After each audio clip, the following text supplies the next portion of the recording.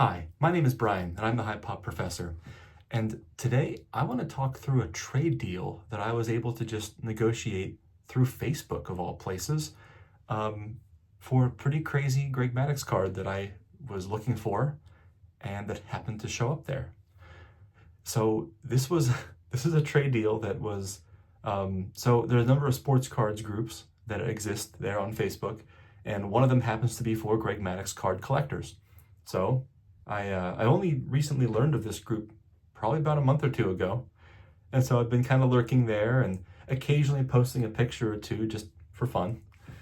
And one of the main either admins or main contributors there, who posts quite a bit, mentioned that they had a duplicate of a specific card I was looking for.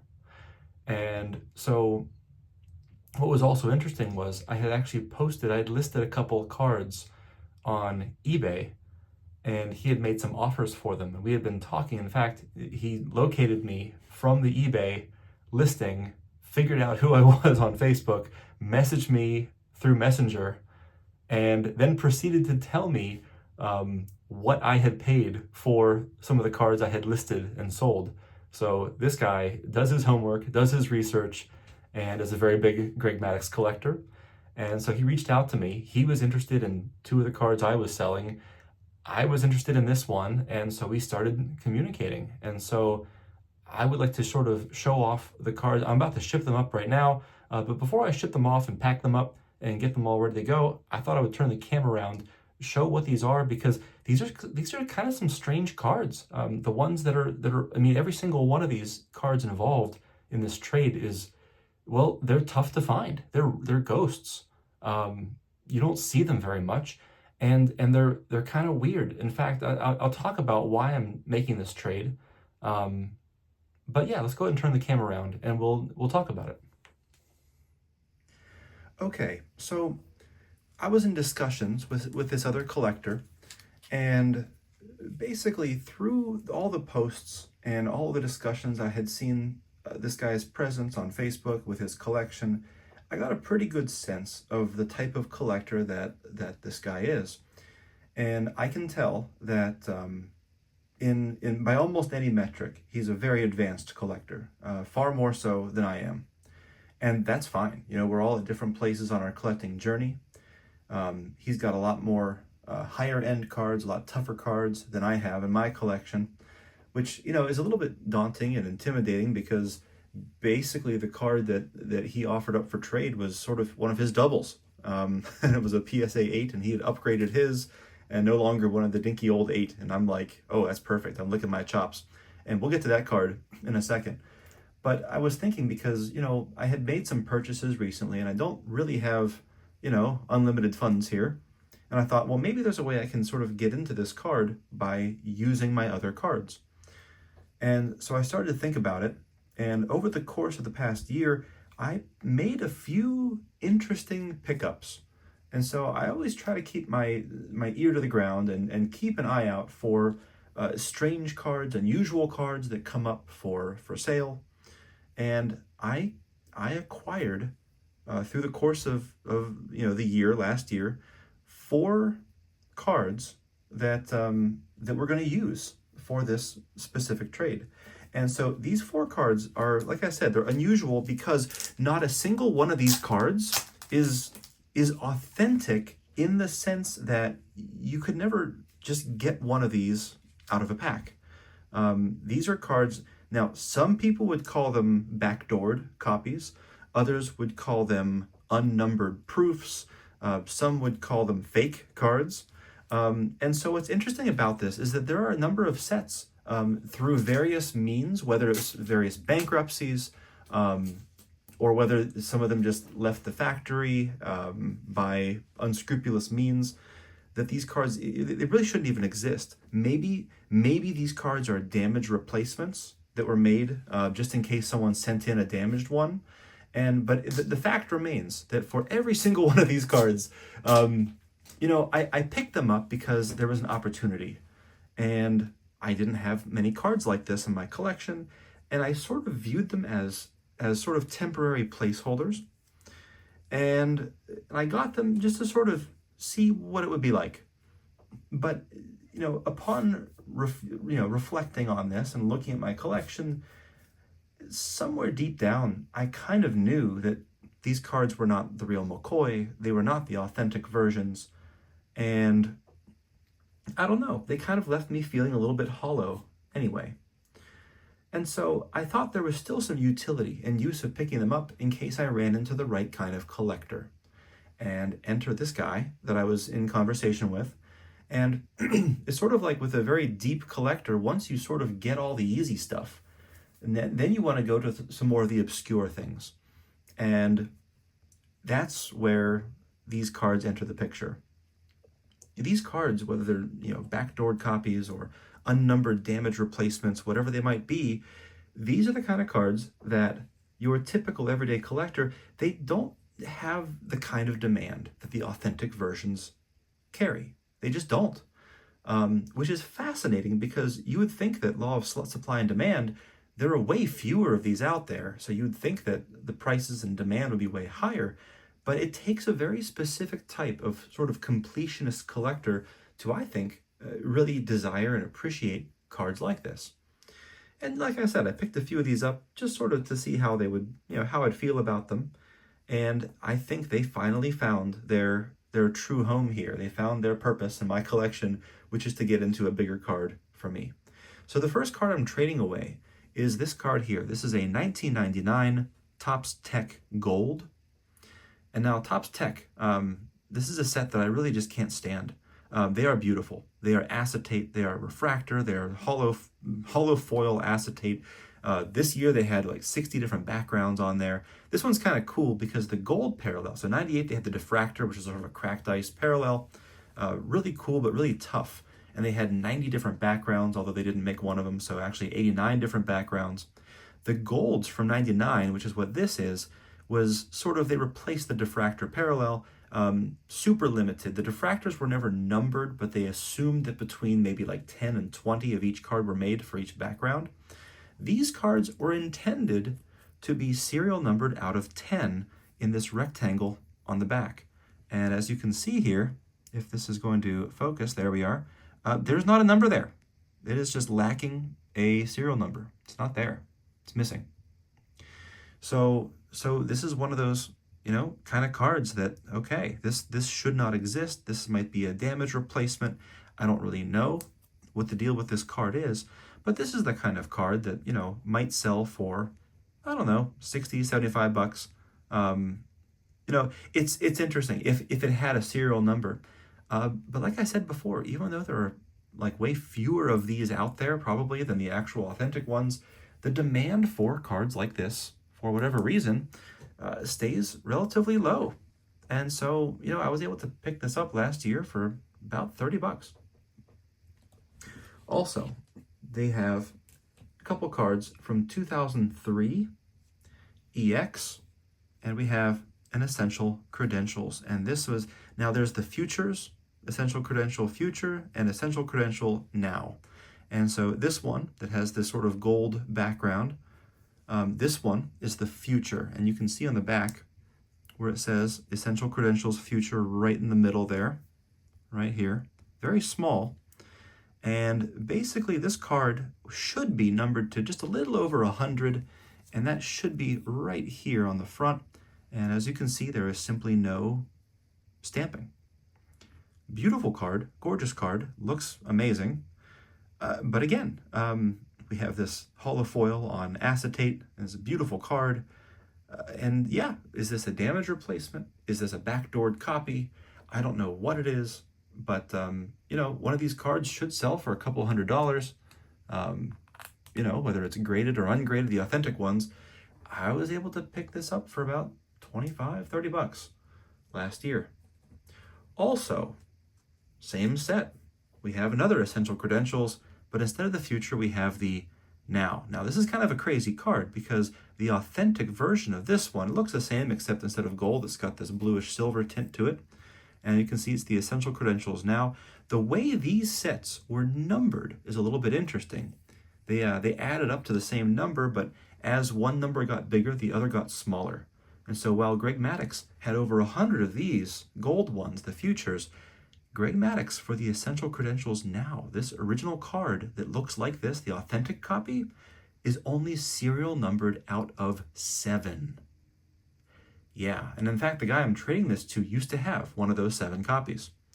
And so perhaps he's wanting to get a hold of this through his collection to fill that gap that he now has. But anyway, this is, again, same kind of deal, unnumbered. What is this card? Where did it come from? I mean, some people call these like fake cards. I don't view them as fake because they were clearly made by, Fleer Skybox. They were made by that company. And again, whether they were intended for damage replacements or just left the factory somehow by some unscrupulous individual, yeah, I was able to get really every one of those cards for $25 to $30, $35 each. And then, but again, like if you're trying to locate one of these, if you're trying to find an unnumbered version, like, well, good luck. There aren't many of them out there. And so despite what they went for at auction, you find, like I said, you find the right collector who really wants them or needs them. It provides me a way to sort of, bring something to the table that's unique and something that really is going to interest someone at that level of collecting. Again, I'm not quite at that level. I'm not at the point in my collection where, I'm looking for that. The last card that I'm including here is not an unnumbered one per se. Well, maybe you could say it is. So in '98 Donruss Elite, they had an insert set called Craftsman. This is the regular card. This card is not being included in the trade. This is just, my card. And it's numbered out of 3,500, as you can see. Now, they also had, because this is the 90s, not only do they have these really cool foil inserts, but they also had parallels of these inserts. So instead of just Craftsman, we also have the Master Craftsman, which of course has this insane hollow foil finish on it. It's a riot of shine. It's beautiful. And this one, instead of being numbered to 3,500 like this one over here should be numbered out of 100, except for one little thing. This card is actually an executive proof. And these executive proofs, you'll see that they are numbered XXX out of 100. And so here's that numbering. So anytime you see a Donruss insert that has that numbering of X's in the numerator of that fraction, those X's indicate that this was an executive sample, an executive proof that was provided to some of the higher-ups working in Donruss at the time. And so they estimate that maybe only like 4 of these copies might exist in the world. And what's fascinating about this is that these are ghosts. These are ghosts of cards. Where do you even find these? Where do they come from? Who the heck even knows anyway? I got this. I was able to win an auction last year for this for $50. Now, this card actually serial numbered out of 100, it sells between 150 and 250. And so this card being way rarer, you would think would sell for way more. But again, people are kind of weirded out by this. It takes a certain collector to have the demand and the interest for a unique card like this. So yeah, I thought there was an opportunity last year. And so I went ahead and was the high bidder. I actually was right at the top of my bid. And I wasn't going to go any higher than that. And I happened to just win it by almost exactly what my max bid was. And so it's like, okay, great. This is cool. We'll have this. It looks like it's an out of 100 insert. It sort of is one, but it's got a little trick up its sleeve. It's the executive proof. So this is what I brought to the table. And so all 4 of these cards, like I was mentioning before, it's like, looking at these are the kind of cards that they, they were fun. They were fun for me to collect and fun for me to own and add to my collection for a time. But, I knew, deep down that these were not authentic pack-pulled examples. None of these 4 cards were legitimate in the sense that you could pull them out of a pack. Same thing. There were some cards similar to this, like 97 Finest, where they had these gold embossed refractors, except they weren't embossed. They were not die cut, but they had that sort of wrong refractor pattern on them. They looked like the atomic refractors from 97 Bowman's Best. It's like, what the heck are those things anyway? It's like, those were never packed out. Nobody really knows what they were. The problem is if the potential buyer thinks that they're a legitimate, gold embossed refractor, and they're buying it for that kind of a crazy price, that's when we get into some problems. So I'm getting ready to ship these 4 cards, pack them up, send them out, and the card I'm getting in return is from a set that I sort of wrote off in my mind as, well, that's just out of my league, it's out of my reach, and, well, here we go, opportunity comes knocking, and all of a sudden I find myself trading for a gorgeous PSA 8 96 Select Certified Mirror Red Greg Maddux with a gorgeous, gorgeous color match. And so I'm sending this off. I can't wait to get this card in hand. I will probably make a follow-up video when I get this thing in hand. Okay, so I'm interrupting my own video because it's now 5 days in the future and a certain package just arrived in the mail today. And so I proudly present this Greg Maddux 96 Select Certified Mirror Red. The first ever Mirror Red card made for Greg Maddux. And this card is just stunning. Oh my goodness, the shine. Would you look at this? Oh my gosh. That is amazing. The color match with the Braves. Now I guess Maddux, he could have a color match with the blue as well, so maybe I've got to target that one next. Although that one's getting up there. Let's check out the back. There we go. Look at this. And you can see that there's a, there we are, I want to focus. It's a little, it says Mirror Red right over there. Oh, just fantastic. I really didn't think I'd be able to strive for some of these select mirrors from 96. I kind of just wrote those off for a while. And, just assumed that there would be no way for me to be able to get into these. But yeah, here we are. I'm holding one in my hands right now. And well, I would say I'm literally shaking, but this is a little overdone. It's funny with this set and the Donruss Crusades from 98. I've got one now from each of them, of the 3.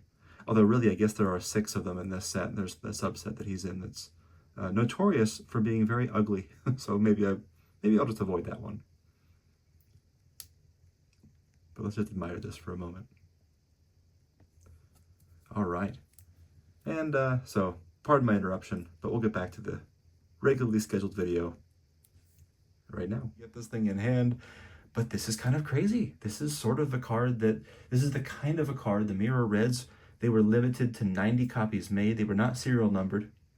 But this is an authentic one that I'm getting. This is a real one that could be pulled out of a pack. The Mirror Blues were limited to a print run of 45, although again, not serial numbered. And the Mirror Golds were limited to a print run of 30, which for 96 was absurdly early for them to be numbering them that low. So anyway, so I'm really excited about this. And I just wanted to share about this kind of a trade because it's the kind of a thing that only a community, not just the YouTube community, but the card community and getting to know people, getting to communicate with others who are at different stages in their collecting journeys that maybe collect a little bit differently than you. We are able, when we are connected with people, when we have the means of communication, it's just amazing what else becomes possible when, as opposed to collecting in isolation. And so that's one of those things that really, since I started this YouTube channel, has opened my eyes.